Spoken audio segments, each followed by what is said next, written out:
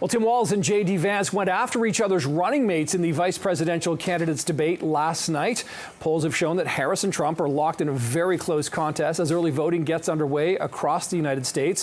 Folks from post-debate analysis this morning, we're joined by CTV News political contributor Evan Solomon. Evan, always good to talk to you. Glad you're here this morning. What is your assessment of what unfolded last night? Because it was a much different affair from the Harris-Trump debate a few weeks ago. Well, first of all, people might have thought they jumped into a time machine, Nick, because there was a decency to the debate. Yeah. They didn't cut each other up. They didn't call each other stupid. There was a kind of healthy disagreement about two guys who were definitely had different views.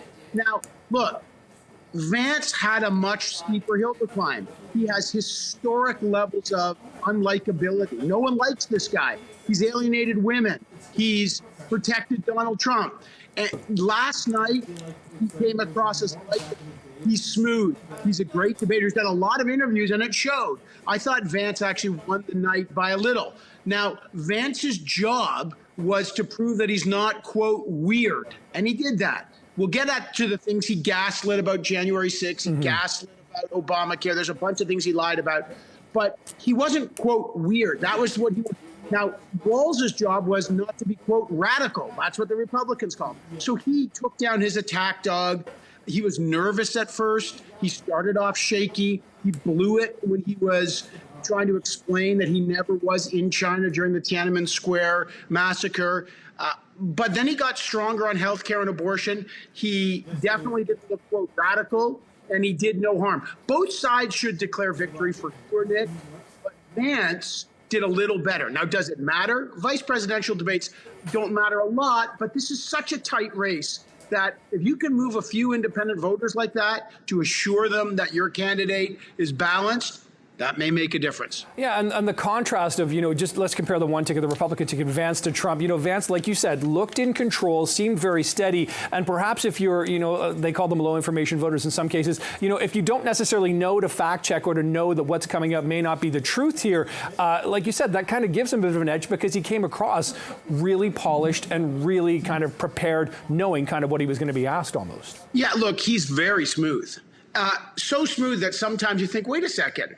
Like, when Donald Trump, when he became president in 2016, tried to kill Obamacare with every fiber of his political being. He tried dozens of times. He failed to. Remember John McCain, famously on the floor, casting the deciding vote and going like this, killing Trump's attempt to kill the Affordable Care Act / Obamacare. Last night, Vance completely repackaged it and said, actually, Donald Trump tried to save Obamacare. It was kind of like, through the looking glass. Also, characterizing January 6th as a kind of a non-event. So those things aside, Vance still looked, genial.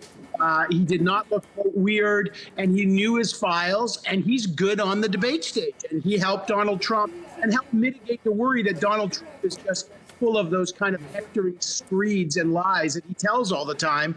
This looked pretty, quote, normal. Yeah.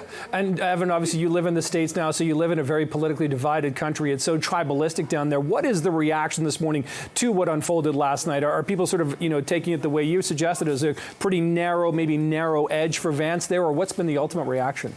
This is a Leafs-Habs thing, okay? Blue and red, okay? And it's not like when the Leafs play a really bad game, Leafs fans stop loving the Leafs. They just go into their agonies. And that's the way Democrats are. And Habs fans, it's not like when they have a bad game or they lose someone to injury, they stop being fans. So it's baked in the United States. Republicans love their side no matter what, and so do Democrats. There's a very narrow band of people that are switchers, independents in 7 states. And that's who this election is all about. And that's really what last night is about. So you're not going to meet a lot of people, Nick, that say, my God, I was a Democrat, now I'm a Republican. But those independent voters may think, I've been on the fence. I trust Donald Trump more on the economy. I trust, Kamala Harris more to take care of me when I'm sick.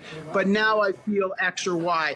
And I think moving those tiny marginal, voters, especially when you've got the war in the Middle East, you've got the dramatic impacts in places like swing states like North Carolina, the hurricane, Nick, tiny things are moving voters, and that's how this election will be decided. It is going to be fascinating to watch the final month and the run-up here, and hopefully we can talk to you about this again. CTV News political contributor in New York, Evan Solomon. Evan, always appreciate this. Thanks, man. Pleasure, man.